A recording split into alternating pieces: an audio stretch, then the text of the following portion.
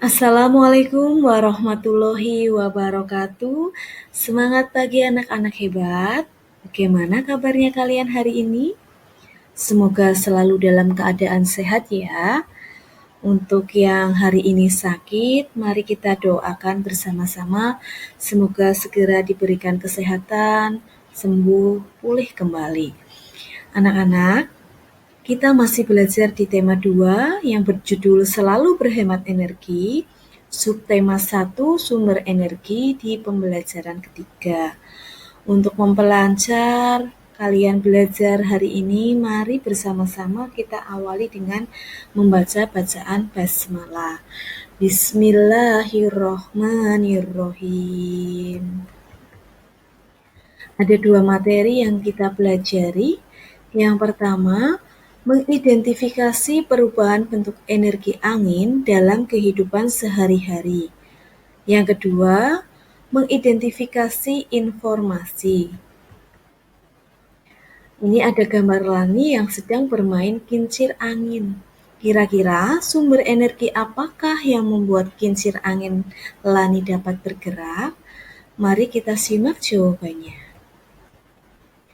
Sebelumnya, amati gambar yang Bu Guru sajikan. Ini ada sebuah gambar deretan kincir angin raksasa. Angin merupakan satu energi yang bisa kita rasakan keberadaannya. Angin termasuk energi terbarukan atau dapat diperbaharui. Beda dengan emas, batu bara, atau minyak bumi yang merupakan energi yang tidak dapat diperbaharui.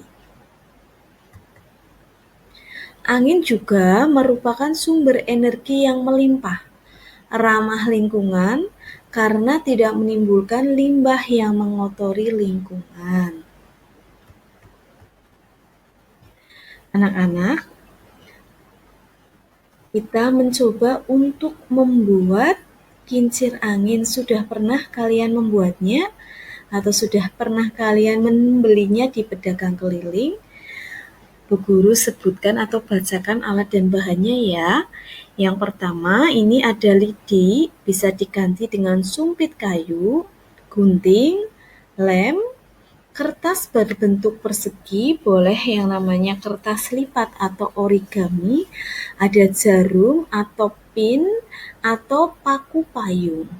Bagaimana cara membuatnya? Kalian amati dulu gambarnya. Untuk ini kertas lipatnya atau kertas origami atau kertas perseginya, kalian lipat menjadi 1/8 atau membuat garis diagonal di ujung kanan dan ujung kiri dengan memberi tanda jarak 6 cm di kertas tersebut, kurang lebih 6 cm. Setelah itu, tarik semua ujung kertas yang sudah digunting ke bagian tengah.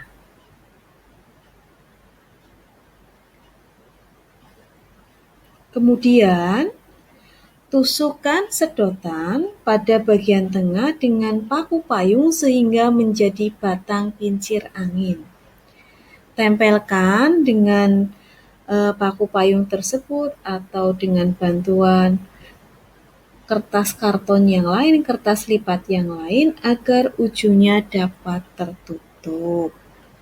Setelah itu, baling-baling kertas siap digunakan. Pastikan baling-baling tersebut dapat berputar. Selain kincir angin, kita juga dapat membuat yang namanya kincir air.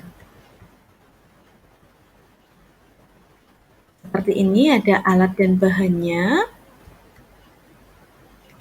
Yang pertama adalah ada botol plastik bekas, gabus bekas atau tutup botol, lidi, sumpit, dan gunting. Bagaimana ya cara membuatnya? Yang pertama, langkah-langkahnya adalah gunting botol plastik menjadi 4 bentuk persegi untuk baling-baling. Buatlah 4 sayatan sepanjang baling-baling plastik. Atur agar jaraknya sama. Masukkan baling-baling ke dalam setiap sayatan tersebut. Pasang dengan sumpit atau lidi di bagian tengah gabus. Kincir siap digunakan. Sebagai tambahan, jangan lupa potongan bagian dasar botol. Buat 2 lubang di sisi kanan dan sisi kiri badan botol. Masukkan dan pasangkan baling-baling plastik ke dalamnya. Ini contohnya, ada gambarnya juga. Ini yang sudah dimodifikasi ya, tidak harus sesuai dengan apa yang ada di langkah-langkah tersebut. Anak-anak, dalam melakukan kegiatan percobaan, kita juga harus mengetahui tentang panduan keselamatan kerja dalam kegiatan. Dengan berhati-hati, kamu dapat menjaga keselamatan diri dalam melakukan percobaan. Berikut ini adalah petunjuk keselamatan kerja yang bisa kamu lakukan, yaitu 1. Berhati-hatilah dengan penggunaan benda tajam. 2. Minta bantuan guru jika benda-benda yang digunakan membahayakan keselamatanmu. 3. Lakukan kegiatan sesuai instruksi guru. Ini jika di sekolahan ya, kalau di rumah bisa dilakukan dengan orang tua. 4. Perhatikan setiap peringatan khusus yang terdapat pada setiap percobaan. Laporkan hal sekecil apapun yang membahayakan kepada guru atau orang tuamu. Dari panduan keselamatan kerja ini, kita dapat menarik sebuah informasi tentang petunjuk keselamatan kerja yang berisi tentang 4 ya, tentang benda tajam, meminta bantuan guru, melakukannya sesuai instruksi, dan memperhatikan setiap peringatan yang terdapat pada setiap percobaan. Begitulah ya anak-anak, mencari informasi dalam sebuah panduan. Anak-anak, tadi kincir kan ada 2 ya, ada kincir angin dan kincir air. Bagaimana sih proses kerja kincir angin? Yang pertama, kincir angin akan berputar saat baling-balingnya tertiup angin. Kincir angin ini menggunakan sumber energi angin. Semakin kuat angin yang berhembus, maka putaran yang dihasilkan juga semakin kuat. Bagaimana dengan kincir angin? Kincir air, maaf ya. Kincir air akan berputar saat baling-balingnya dialiri air. Menggunakan sumber energi air. Semakin kuat air yang mengalir, maka putaran yang dihasilkan pun semakin kuat. Adapun manfaat energi angin, yang pertama adalah energi angin menggerakkan perahu layar. Zaman dahulu sebelum adanya mesin perahu, para nelayan hanya menggunakan layar untuk membantu mereka mencari ikan dengan menggunakan perahu kecil. Yang kedua adalah ini, kesukaan kalian, energi angin dapat menerbangkan layang-layang.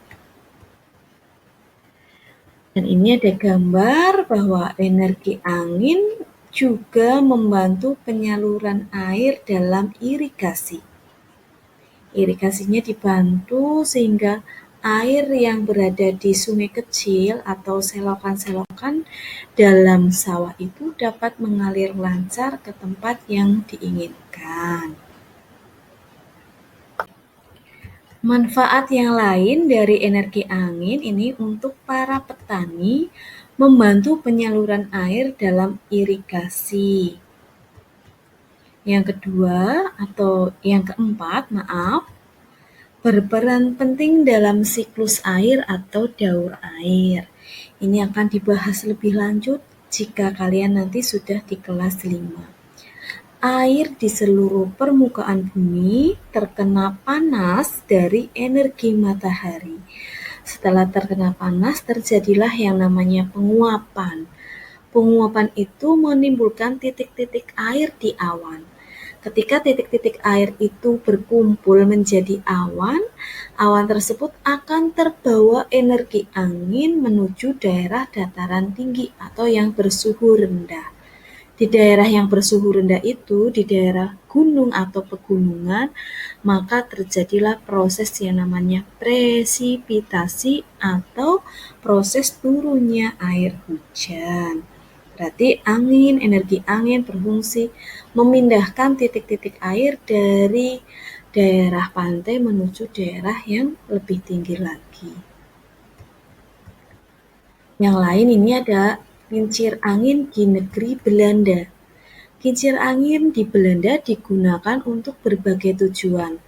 Salah satu kegunaan kincir angin yang paling penting adalah memompa air dari dataran rendah dan kembali lagi ke sungai di atas tanggul, supaya tanahnya bisa ditanami. Anak-anak, perlu diketahui bahwa di negara Belanda, permukaan tanah dengan permukaan laut itu lebih tinggi permukaan laut. Jadi, air yang berasal dari sungai tidak bisa masuk ke laut. Maka di Belanda itu sebagian besar tanahnya tergenang oleh air sungai. Dengan bantuan kincir angin, maka air yang ada di sungai bisa masuk ke laut. Dan di tepi-tepi sungainya dibuat tanggul atau kanal. Selain itu, kincir angin juga digunakan untuk menggerakkan alat untuk memotong kayu, meremukan biji gandum, biji jagung, hingga diubah jadi energi listrik. Anak-anak bisa melihatnya di acara laptop si Unyil yang berada di YouTube ya. Nanti lebih jelasnya dijelaskan di situ. Guru pernah melihatnya. Untuk kali ini guru belum bisa nge-share. Yang guru share adalah nanti materi yang lain di video animasi. Adapun manfaat yang lain ini kincir angin. Ini adalah energi angin yang dimanfaatkan untuk menghasilkan energi listrik. Angin menghasilkan energi gerak yang dimanfaatkan untuk menggerakkan kincir atau turbin pada pembangkit listrik tenaga bayu atau PLTB. Nama lain dari angin adalah bayu. Kincir atau turbin akan dihubungkan dengan generator yang dapat mengubah energi gerak menjadi energi listrik. Mari anak-anak kita lihat yang namanya generator. Generator itu yang nomor 3. Biasanya berada di belakang turbin atau baling-balingnya. Generator pada umumnya berbentuk menara. Pada puncak menara dipasang kincir baling atau baling-baling atau nama lainnya juga turbin. Kincir akan berputar jika terkena angin. Perputaran ini akan menyebabkan generator menghasilkan listrik. Generator biasanya dipasang di lapangan terbuka yang sangat luas. Semakin banyak generator, semakin besar listrik yang dihasilkan. Anak-anak, untuk memperjelas tentang adanya energi angin, kita dapat menyimak sebuah animasi tentang cara kerja pembangkit listrik tenaga angin atau tenaga bayu, disingkat dengan PLTB. Mari disimak anak-anak.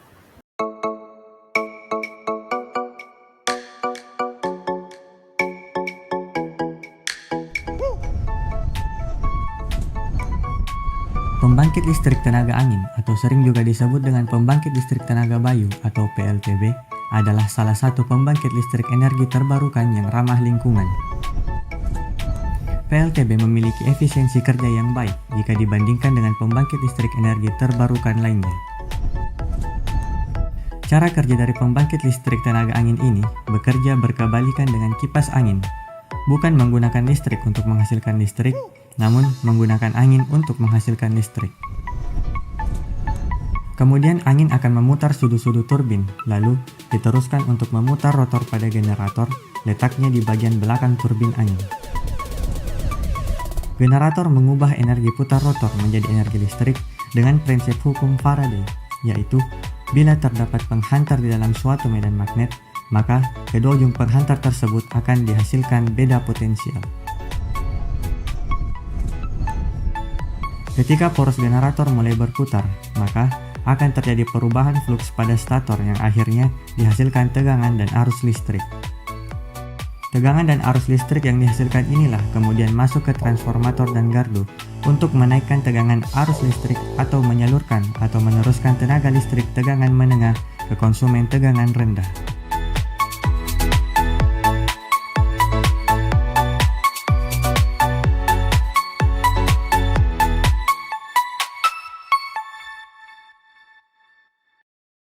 Setelah kalian menyimak video tersebut, kita akan kembali menjawab pertanyaan yang ada di awal pembelajaran tadi.